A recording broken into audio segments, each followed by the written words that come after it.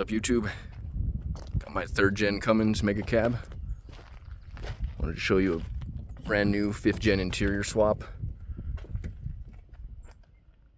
Got the dash, full center console and seats out of a 2021 Ram 2500 megacab.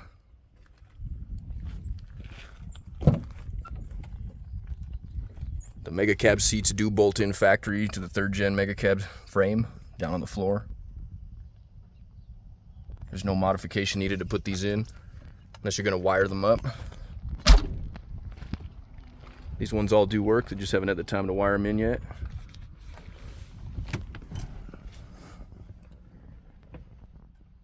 See here on the dash, we got a custom 9.5-inch head unit from Amazon. Did some fiberglass work to the bezel, trimmed it up and re-glassed it to fit that in there. Had to do some glass work down here to this as well to get the 4-wheel drive to fit in there.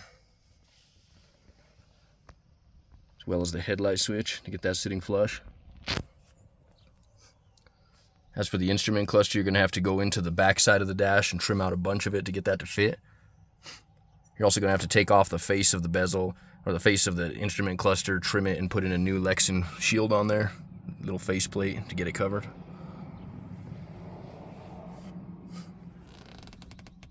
The dash is using the original 5th gen frame. It does bolt into your corners here on the frame of the cab.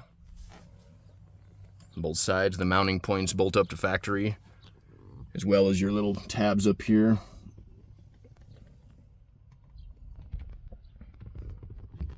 Gonna have to do a lot of trimming work on the corners to get these to sit. 5th gen dash also sits a lot higher up here, so you have this gap here between the 3rd gen A-pillar and the dash of the 5th gen.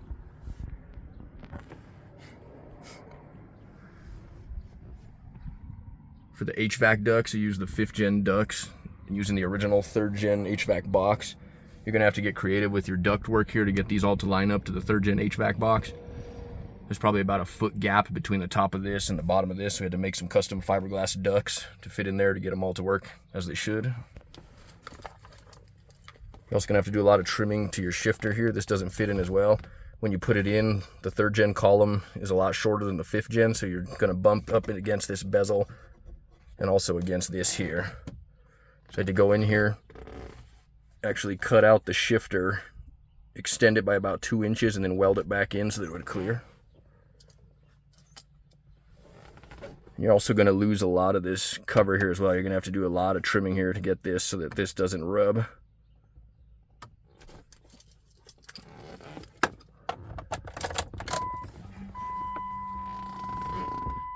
You can see here,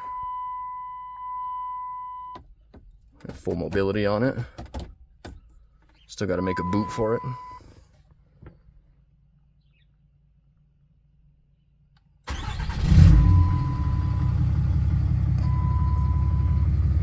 The original HVAC unit does work. Your AC controls and your heater.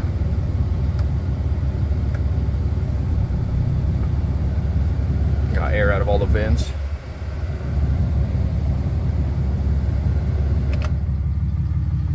Instrument cluster all works.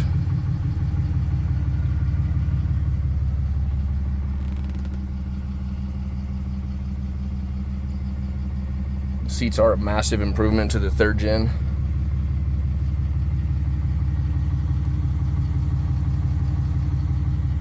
Don't have that cheap concrete looking Fisher-Price dash anymore.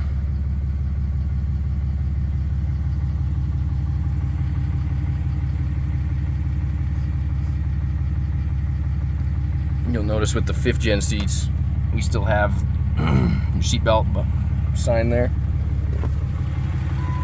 So when you put them in, you have to use the original 3rd gen seatbelt latches there. The 5th gens are different and they won't bolt to your 3rd gen.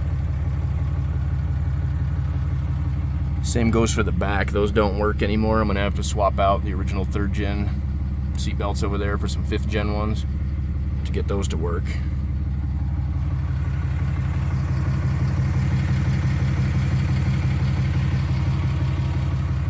That's the interior for you guys.